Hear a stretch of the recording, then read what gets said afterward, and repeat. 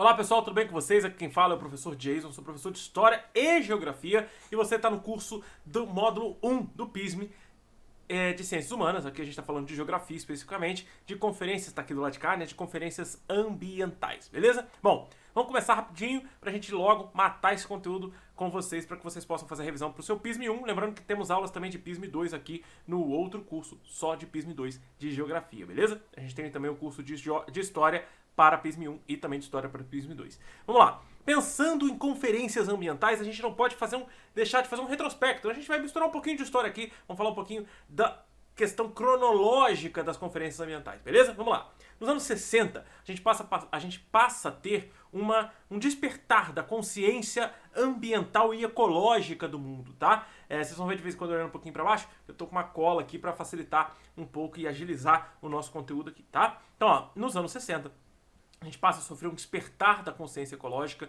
porque nós passamos a compreender como que o desenvolvimento industrial do século XIX e início do século XX acabam causando boa parte da nossa degradação ambiental. Só que ao mesmo tempo, a gente vai passar, além de passar ali por um momento inicial da geografia crítica e da ciência crítica, a gente também passa por um momento do neoliberalismo e do neomalthusianismo. Matérias essas que a gente viu lá em questões econômicas, em geografia econômica, a gente também vê em geografia populacional com teorias demográficas, né? Então, nesse momento, vai surgir nos anos 70, em 1971, né? Porque essas ideias elas vão surgindo ali no final dos anos 60 e no princípio dos anos 70 a gente tem o Clube de Roma. São cientistas dos países mais desenvolvidos do mundo, principalmente europeus, que vão se reunir em Roma, né, por isso o nome Clube de Roma. Eles vão se reunir ali e vão criar um conceito de limites do crescimento. Esse limite do crescimento tem a ver com o neomalthusianismo, tá? Eles estão falando o seguinte, que a culpa do fim do mundo e dos limites do desenvolvimento econômico do planeta é dos países pobres. Os países pobres e superpopulosos são causadores da crise ambiental e climática. Para essa galera dos anos 70, do Clube de Roma, dos países desenvolvidos, né, os países que estão com a maior parte da economia na mão, eles dizem o seguinte: os países pobres e com muita população são causadores dessa degradação ambiental que a gente está sofrendo hoje, que a gente não vai ver mais o planeta da forma que ele é hoje. Daqui a 30 anos o planeta vai acabar, porque a gente tem ali muitos pobres consumindo muito e degradando muito o meio ambiente, gerando muito resíduo.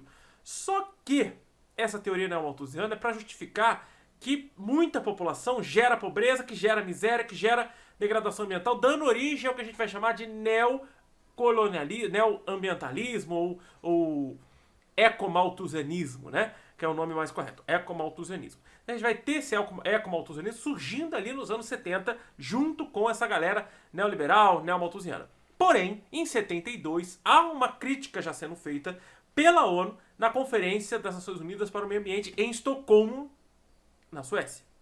Ali em Estocolmo, em 72, a ONU vai criar, inclusive, o Programa das Nações Unidas para o Meio Ambiente, o PNUMA, com sede na África.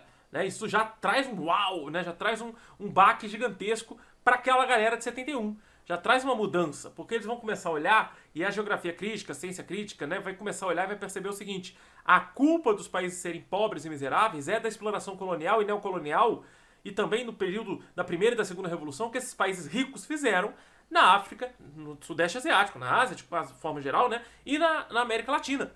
Essa exploração dramática, drástica, que gerou escravidão, que gerou trabalho insalubre, que gerou exploração de recursos minerais, que gerou contaminação de águas, de terras, que gerou muita poluição, como, por exemplo, no período da abertura mundial para a globalização, que a gente está chegando perto da globalização, já estamos em 72, a gente está já beirando ali os anos 80, já quase chegando nos anos 80, quando começa a derrocada da Guerra Fria, o fim da União Soviética, a gente vai observar que esses países começam a implementar sua indústria, aquelas que são mais poluentes, mais degradantes, nos países mais pobres, que precisam de mão de obra mais barata. Então lá é bem mais barata a mão de obra do que pagar em dólar, do que pagar nas moedas europeias daquela época, que a gente ainda não tem o euro formalizado, não tem o euro ainda, né? Não tem uma União Europeia formal ainda, que ela só vai ser formalizada mais pra frente. Então em 72 a gente vai ter essa coisa, essa questão de olhar para os países ricos e falar: pera aí galera, pera aí, vocês estão culpando os pobres aí embaixo, do sul do planeta, mas quem deixou eles na situação que eles estão são vocês.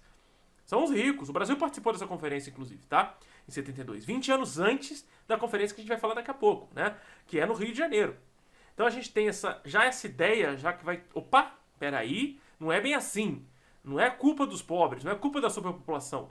A superpopulação e os pobres estão ali porque e não só são eles os causadores da poluição. O causador da poluição é exatamente essa indústria de alto consumo extremamente poluente que vocês colocaram lá, né? É também culpa de vocês criarem novos resíduos para países que não estão preparados para lidar com esses resíduos. E vocês estão depositando lixo nos países mais pobres. Existe isso ainda hoje, tá? Em 2023, tem países ricos que exportam seu lixo para países pobres. Aqui o Brasil de vez em quando recebe no Porto de Santos containers de lixo da Europa, tá?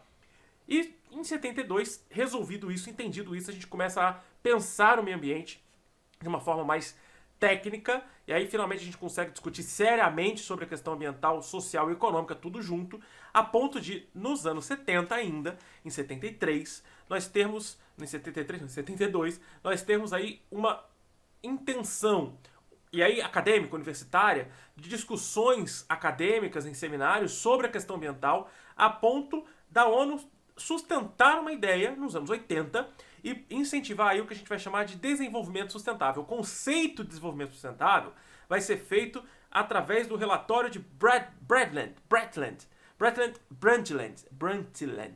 É o sobrenome da primeira-ministra da Noruega, que a partir desse momento eu vou chamar de primeiro-ministro da Noruega, em vez de Brundtland, que é muito mais complexo de falar Brundtland do que primeiro-ministro da Noruega, óbvio, né? Então, a primeira-ministra da Noruega, em 1983, foi convidada pela Comissão Mundial sobre o Meio Ambiente e o Desenvolvimento para criar uma pesquisa e desenvolver uma pesquisa junto com a equipe dela sobre a questão ambiental e o desenvolvimento econômico e industrial dos países pobres e subdesenvolvidos. Então aqui nesse momento eles começam a criar, ela começa a criar junto com a sua equipe, elaborar um conceito que vai gerar pra gente o desenvolvimento sustentável, o termo desenvolvimento sustentável, a ideia do que é o desenvolvimento sustentável, principalmente com essa ideia de futuro comum.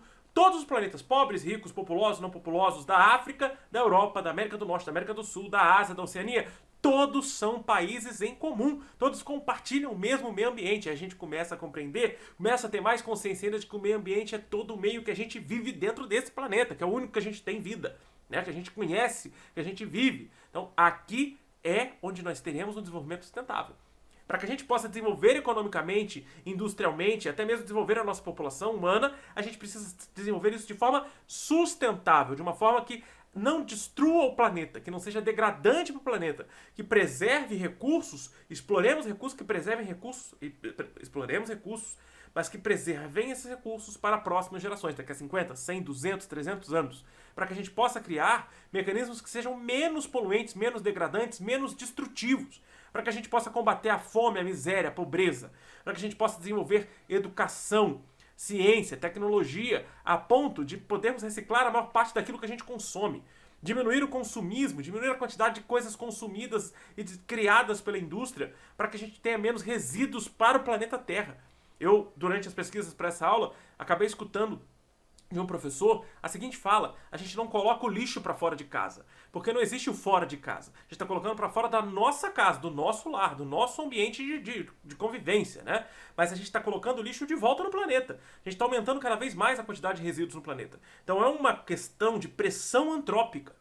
O que a gente está vivendo, o que a gente está falando aqui é que nós criamos consciência somente nos anos 70 da questão da pressão antrópica sobre o planeta, pressão humana sobre o planeta. E é uma disputa constante entre o homem e o meio ambiente, o homem e a natureza, né? A natureza nesse sentido mais clássico de meio ambiente, né? Então a gente tem essa relação em que o ser humano gera, através do seu consumo exagerado, uma quantidade de resíduos gigantesca que vai destruir o meio ambiente, o meio que a gente vive, que a gente vive em todos os meios. Então se a gente destrói, se alguém está destruindo o planeta a milhares de quilômetros de distância, está destruindo o mesmo planeta que você vive.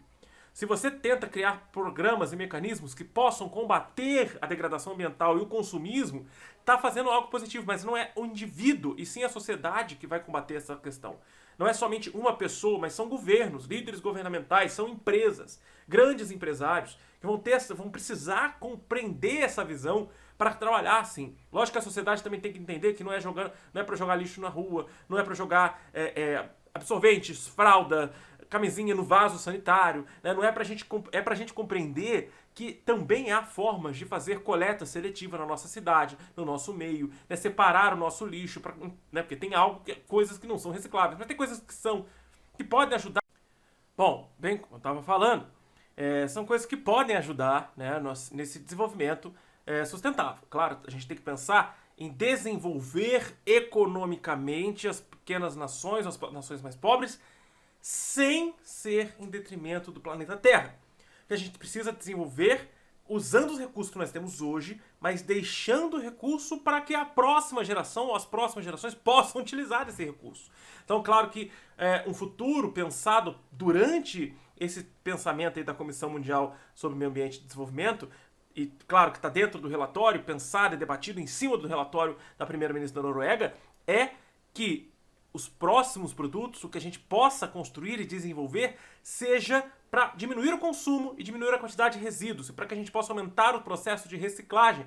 E obviamente que depois isso vai se desmembrando em outros processos, em outras conferências, em outros temas muito importantes para a gente compreender, por exemplo, o uso de recursos naturais, o uso da mão de obra escrava, o uso, por exemplo, de combustíveis fósseis, como extinguir isso, diminuir, reduzir a quantidade de combustível fóssil que a gente usa hoje, né, que queima tanto e gera tantos gases poluentes como o CO2 ou os gases do efeito estufa, que vão aumentar ainda mais a temperatura do planeta. Então, o desenvolvimento sustentável ele tem três frentes. Ele é social, ele é econômico e ele é ambiental. O ambiental vem por último. Vem por último por quê? Porque você primeiro precisa tirar a pessoa da miséria e da fome e dar um emprego digno, saúde de qualidade, educação de qualidade, para que essa pessoa possa, enfim, pensar no meio ambiente. Porque não adianta você querer pegar uma pessoa, países miseráveis, pessoas que estão morrendo de fome, fazer com que elas pensem sobre o meio ambiente, a poluição, a degradação ambiental, se elas estão tentando sobreviver. Sobreviver com o pouco que tem, com o pouco que possui, né? Tentando alimentar sua família, seus filhos, sua casa. Vocês entendem isso? Então, tá dentro do que a gente vai ver daqui a pouco durante essa aula. Então é sempre uma briga, sempre uma disputa, uma guerra constante entre a degradação ambiental causada pelo ser humano contra a natureza.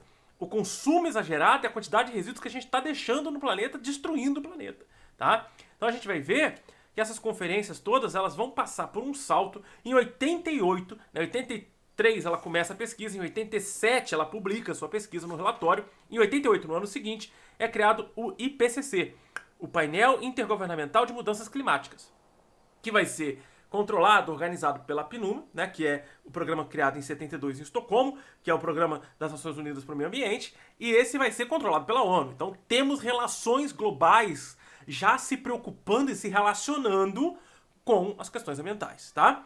E aí, passam-se alguns anos, passam-se 4 anos, e nós temos finalmente a participação do Brasil de uma forma mais incisiva, intensa, porque em 88 o Brasil se torna um país democrático, mais ou menos, né? Mas em 92, de fato, democrático. E em 1992 nós temos a Rio 92, ou Eco 92, tá? Tanto faz, é sinônimo uma coisa da outra. Eco 92, Rio 92, foi em Jacarepaguá, no Rio Centro, no Rio de Janeiro, e aqui no Brasil, obviamente, 172 países, 10 mil participantes, 116 chefes de Estado. Lembrando que os países que não trouxeram chefe de Estado trouxeram diplomatas, ministros, né, afins. E aqui foi criado a Agenda 21 e o termo desenvolvimento sustentável foi colocado como ponto fundamental, importante e irreversível. Então a palavra sustentabilidade, ela não surge aqui, ela surge antes, mas ela vai ser cravada aqui, ela vai ser firmada aqui. Então aqui que a gente vai encontrar desenvolvimento sustentável e sustentabilidade sendo colocada como ponto fundamental para a existência da raça humana no planeta Terra. Para a sobrevivência do próprio planeta. É aqui que a gente coloca isso. Todos os países conversam, entram em acordos, compreendem coisas novas, entendem o futuro, compreendem que se não tiver mudanças o mundo não vai sustentar. Porém, ninguém cumpre o bagulho. Por quê? Porque a partir daqui surge algumas ideias. A Agenda 21 é importante, a gente vai falar dela daqui a pouco. Os Objetivos do Desenvolvimento Sustentável são criados dentro da Agenda 21. Cada país cria sua Agenda 21. Quase nenhum deles conseguiu cumprir alguma coisa. O Brasil é um desses, né? E a partir deles surgiram pequenas conferências, outros acordos, outros apoios. A gente vai falar deles aqui também. Inclusive a Conferência sobre a Mudança Climática, que a gente vai conhecer como COP, porque ela pode ser chamada também de Conferência das Partes, tá? Em 94 ela começa, e se eu não me engano ela é anual, né? Inclusive ano que vem será no Brasil novamente, como já foi em Curitiba, esse ano, no ano que vem vai ser na Amazônia, de acordo com o atual presidente Lula. E a COP, ela vai discutir questões ambientais e sociais, tá? A gente já teve um representante de Volta Redonda no ano passado discutindo sobre as questões da CSN, questão de degradação ambiental da indústria aqui na nossa região sul-fluminense. Porém, a gente só vai saber que a Rio 92 não deu certo, o que foi discutido ali foi debatido, é fundamental, é importante, mas 10 anos depois teve a Rio mais 10. Presta atenção, não foi no Rio de Janeiro, foi na África do Sul, em Joanesburgo. Lá nós tivemos essa conferência e a conferência detectou que nada foi cumprido. Que tudo que foi discutido na Rio 92 foi por água abaixo, foi ridiculamente ignorado por todas as nações presentes ali em 92. Então em 2002 todo mundo se sentiu um pouco envergonhado e percebemos que tinha que ser tomada uma medida mais drástica, mais séria, mais importante, né? E aí nós temos novas medidas reafirmando as medidas anteriores e ali veio a Rio mais 20 em 2012. A gente passou pela Rio mais 30 em 2022 e ninguém percebeu, meio que ignoraram, né? Porque a gente percebe que não teve muitas coisas mudando, tem algumas coisas que a gente precisa melhorar, tem algumas coisas que a gente precisa mudar, mas como a gente estava no meio de uma pandemia mundial absurdamente gigantesca, que matou milhões de pessoas, meio que as pessoas não ligaram muito sobre a questão ambiental em 2022, né? A gente vai ver agora que está se tratando um pouco mais aprofundadamente nas COPs e não nas conferências em relação ao Rio de Janeiro. Então a Rio mais 20 foi no Rio de Janeiro, a gente percebe que temos grandes mudanças que foram feitas, mas precisamos intensificar essas mudanças. E a partir dali, a gente tem alguns protocolos, alguns acordos, e o principal deles é o protocolo de Kyoto em 97, que ele vai dizer o seguinte: precisamos reduzir a emissão de gás carbônico. Pensando na diminuição do gás carbônico, nós precisamos então que esses países emissores de gás carbônico, os principais, os maiores, assinem esse protocolo. Estados Unidos não assinou. A China não assinou. Por que não assinaram? Porque foi criado dentro do protocolo, a União Europeia assinou, o Japão assinou, perfeitinho, bonitinho, entre 7% e 10%. A ideia aqui é que os países em desenvolvimento e mais pobres pudessem emitir mais gás carbônico, porque eles estão em desenvolvimento. Quando eles chegassem num ritmo mais acelerado, um ritmo mais aproximado do desenvolvimento econômico e industrial, eles teriam uma redução dessa emissão obrigatoriamente pelo contrato. O Brasil assinou, tá? Estados Unidos entendeu que se desse permissão para que esses países assinassem, fizessem isso, eles se tornariam concorrentes diretos da economia americana. Claro que essa previsão vai ser confirmada quando a China assume a segunda posição da maior economia mundial, colocando o Japão para baixo, né? Jogando o Japão da segunda para a terceira posição e assumindo então a segunda posição, praticamente uma subliderança. A distância entre os Estados Unidos e a China é gigante ainda, mas ainda assim é uma liderança importantíssima, né? De um país pobre, miserável, agrário, comunista, se tornar um país como a segunda maior economia do mundo é importantíssimo para a China, óbvio. A gente fala de China em outros vídeos, mas aqui a gente tem que entender que é um dos motivos pelo qual os Estados Unidos não assinaram nem o protocolo de Kyoto, nem o Acordo de Paris. O Acordo de Paris é de 2015. Lembra? Depois da conferência aqui do Rio mais 20, eles percebem que precisam de novas mudanças. E a França define, né? Lá na França é definido a redução dos gases de efeito estufa para manter o aumento da temperatura abaixo dos 2 graus Celsius. A gente nem consegue direito isso. A gente já subiu 1 grau Celsius. A ideia é que a gente consiga ainda manter, segurar isso. Porque a gente está passando por um super El Niño aqui na América do Sul, na América Latina, sofredor, né, arrasador. E a gente também está vendo que a crise climática ela está só ampliando e só aumentando e só dando pra gente uma perspectiva de um futuro cada vez mais breve para a raça humana dentro do planeta Terra, né? E, claro, que os Estados Unidos tentou ali correr atrás desses protocolos, desses acordos durante o governo Obama. Durante o governo Trump, esses acordos foram rompidos, foram negados, por causa principalmente daquele slogan de campanha, né? Fazer a América grande novamente, transformar a América num país grande novamente, porque ele entendia que a China só se tornou uma superpotência grande desse jeito porque os Estados Unidos deixou acontecer. Porque os Estados Unidos reduziram o seu processo industrial, passando a responsabilidade industrial para a China, porque era uma mão de obra barata, que era matéria-prima barata, que né, o processo industrial é mais barato, para que tenha mais lucro, obviamente, né? Claro, que é questão capitalista, mas ali naquele momento a China passa a ser uma super economia, uma superpotência por causa desses processos. Então eles entendem que eles não vão assinar esses acordos enquanto a China também não assinar. Porque se a China não assina um acordo, a China está poluindo pra caramba. A China tem a cidade mais poluída do mundo, que é Pequim. Extremamente poluída. Extremamente poluída. A saúde ali, viver em Pequim é completamente insalubre. Então eles entendem que se a China não assina, eles também não vão assinar. Porque eles têm medo dos tigres asiáticos, dos países emergentes. Agora a gente está vendo a BRICS, a força, a potência que a BRICS está se tornando. E o medo da economia americana ser afetada, já está sendo afetada, né? Já está sendo muito afetada, diretamente por essas economias emergentes que estão crescendo cada vez mais, estão se desenvolvendo cada vez mais, e muitas vezes elas estão se desenvolvendo pensando no meio ambiente. E a gente vai falar agora no que esses países estão tentando trabalhar, no que esses países estão buscando. Coisas que alguns países não buscam, não se interessam em buscar, mas que faz parte da humanidade, das relações humanas. Que são, né, os objetivos do desenvolvimento sustentável. Então vamos lá. Quais são os objetivos do desenvolvimento sustentável? Começa aí, na ordem, tá? Bonitinho. Pobreza. Erradicar a pobreza e a miséria. A gente vê uma família ali, né? Várias pessoas. Erradicar a pobreza e a miséria. Então, primeira coisa que tem que ser feita: erradicar a pobreza e a miséria. Para que a pessoa pare de pensar só na sua sobrevivência, na sobrevivência da sua família. Para que ela compreenda o meio. Para que ela compreenda que o planeta Terra precisa da ajuda dela e precisa dessa visão, precisa de um desenvolvimento sustentável. Mas, cara, como é que a pessoa vai pensar em desenvolvimento sustentável se ela tá na miséria, se ela tá passando fome, se ela não tem saúde e bem-estar, se ela não tem acesso à educação, se ela é uma mulher, muitas vezes, uma mulher preta, mãe solteira, com 3, 4, 5 filhos, morando na periferia suburbana, que depende, muitas vezes, exclusivamente de benefícios sociais do governo, de ajuda de alguma pessoa, de uma cesta básica. Então, se essa pessoa ela tem, né, se os governos, as empresas, as pessoas que têm maiores condições financeiras começam a tentar colaborar com esse objetivo do desenvolvimento sustentável, para erradicar a pobreza, para acabar com a fome, para melhorar a qualidade de bem-estar e saúde, para que tenha mais qualidade da educação, para que as pessoas tenham compreensão e ideia do meio social e ambiental, até mesmo para poder evitar aqueles problemas que eu falei no início, jogar lixo na rua, jogar material que não pode dentro do esgoto, né, fralda suja, absorvente, camisinha dentro do vaso sanitário ali, entupir mesmo a rede de esgoto toda, acabar com a parada toda. A gente tenha mais consciência social e ambiental, para que a gente possa ter mais igualdade de gênero, o mais próximo da igualdade possível. Água limpa, acesso à água limpa, potável, para todos, ou para a maioria, né? Se a gente não consegue para todos, para a maioria que for possível. Saneamento básico engloba coleta de lixo, coleta seletiva do lixo e tratamento da rede de esgoto, para que esse esgoto não seja a céu aberto, não seja jogado em qualquer canto, em qualquer rio, para proliferar doenças, né? Então isso está ligado ao bem-estar e à saúde. Energia acessível e limpa. Na cidade de Volta Redonda, a prefeitura anunciou essa semana a construção de uma pequena usina fotovoltaica para alimentar, em parceria com a Light, para alimentar 19 escolas públicas da cidade. É uma economia de, se eu não me engano, pelo que eu vi, né, as contas, são 40 mil reais de conta de luz economizando do bolso da prefeitura. Do bolso que vem, né, do governo federal para a educação. São 40 mil reais que podem ser revertidos em outras coisas, em equipamentos, em melhor salário para os professores, né, que é necessário.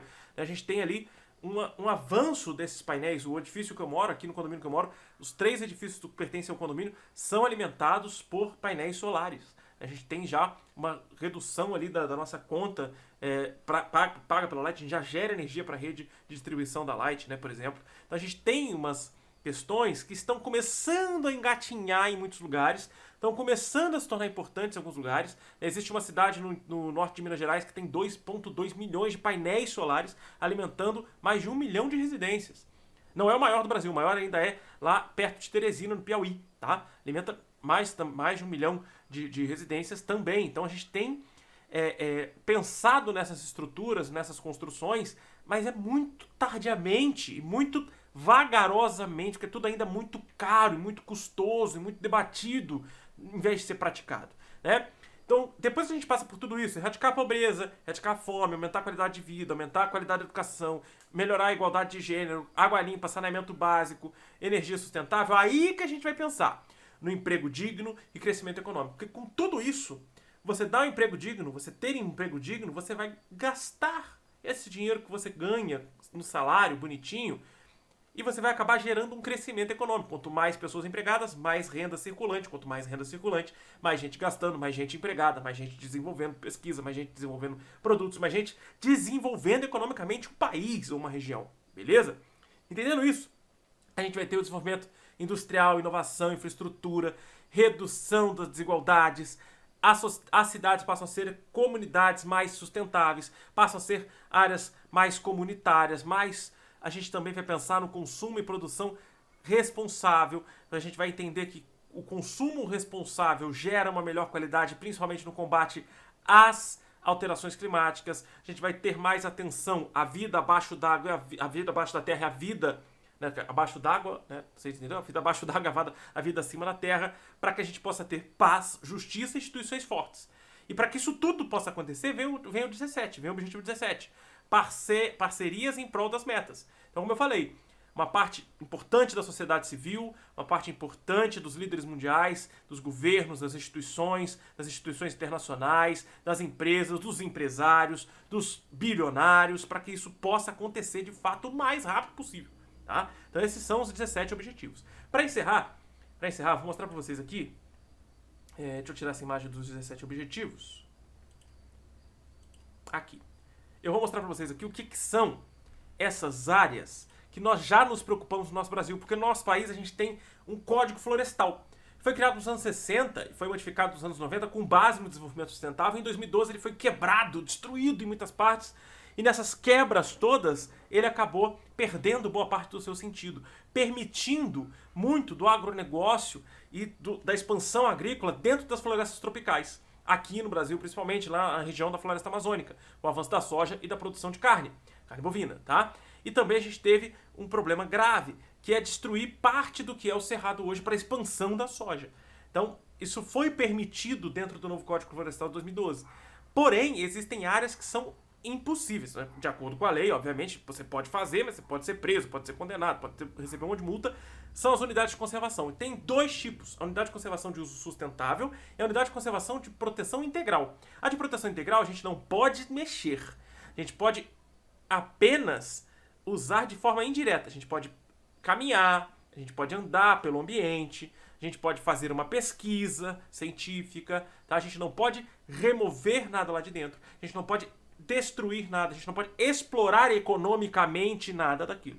No uso sustentável, são áreas que a gente pode sim utilizar de forma direta. A gente pode pegar frutas, a gente pode pegar verduras, legumes, a gente pode pegar os animais, a gente pode usar de forma sustentavelmente econômica, tá? Então vou ler rapidinho para vocês sobre as duas leis, tá? Sobre a única lei, na verdade, que usa as unidades de conservação para a gente compreender isso e fechar esse tema de hoje, tá? Desse tema dessa aula.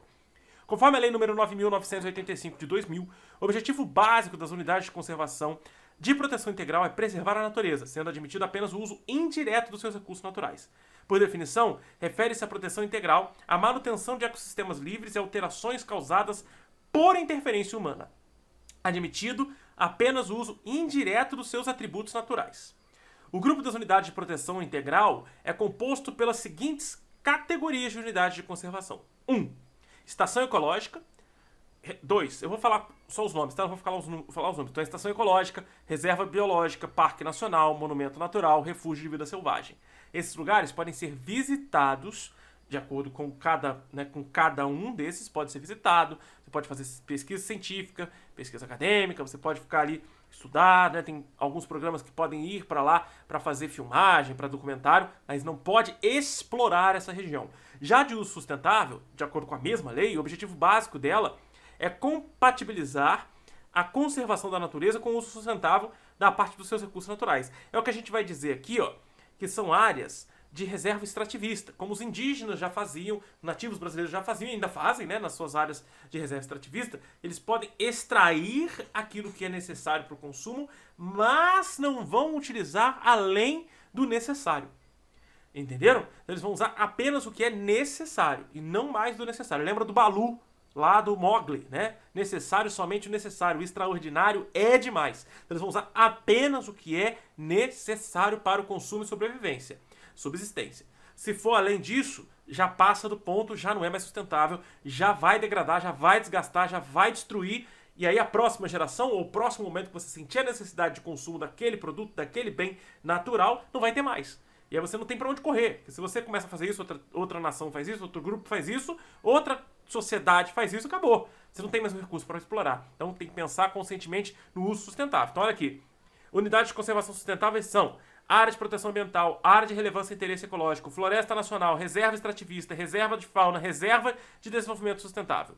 O uso sustentável, então, ó, no Paraná, há ainda duas outras categorias de unidade de conservação de uso sustentável. São elas: áreas especiais de uso regulamentado e áreas especiais de interesse turístico, né? Que a gente ainda tem essa questão turística, que as pessoas podem ir visitar e tudo mais, mas ainda podem usar o ambiente de forma sustentável. Ok? Essas informações estão no Instituto da Água e da Terra, tá? Um site do governo, está detalhando as unidades de conservação. Unidade de conservação e suas categorias de manejo. Então, qual é a categoria de manejo das unidades de conservação? São duas categorias de manejo. A categoria de manejo é a categoria integral e a categoria sustentável. Olha a pegadinha, tá? É a categoria sustentável ou integral. Então, quando eu pergunto qual é o objetivo das unidades de proteção integral? O objetivo delas, então, é proteger de forma integral a fauna e a flora daquela região. Qual é a categoria de manejo? A categoria de manejo é uma categoria integral. Então, vamos citar uma categoria de manejo integral? Qual é a categoria de manejo aqui que a gente vai encontrar? Presta bem atenção, categorias de manejo são essas aqui. Então, a categoria de manejo que a gente vai encontrar pode ser estação ecológica, reserva biológica, parque nacional, monumento natural, refúgio de vida selvagem. Quando a gente olha para sustentável, a gente pede também para você citar. Então, cita uma categoria de manejo. Qualquer uma dessas que estão citadas aqui embaixo. Então, ó, a gente vai ter aqui as categorias, ó. Área de proteção ambiental, área de relevância e interesse ecológico, floresta nacional, reserva extrativista, reserva de fauna, reserva de desenvolvimento sustentável. Ok? Entendido? Fácil, tranquilo, a aula é um pouco longa, mas a gente tem bastante conteúdo aí para debater, para conversar. Qualquer dúvida, vocês podem falar comigo aqui nos comentários do curso, podem mandar mensagem também lá nos comentários do curso. Qualquer dúvida, para você que está assistindo essa aula de forma gratuita, pode mandar lá no @HistóriaStudio pelo Instagram, tá? @HistóriaStudio no Instagram que eu respondo vocês, ou pelo o site historiastudio.com.br, na área contato, você seleciona lá que você quer conversar comigo, manda mensagem que eu respondo você diretamente pelo sistema. É melhor do que o Instagram, inclusive. E fica lá sua mensagem registrada para mim, bonitinha, eu consigo te responder e utilizá-la como forma de recurso para responder outros colegas aqui no curso, tá bom? Muito obrigado para quem assistiu, para você, uma boa aula, bons estudos e reveja o que você precisar rever, veja na velocidade que você quiser ver. A gente se vê em outro conteúdo. Valeu!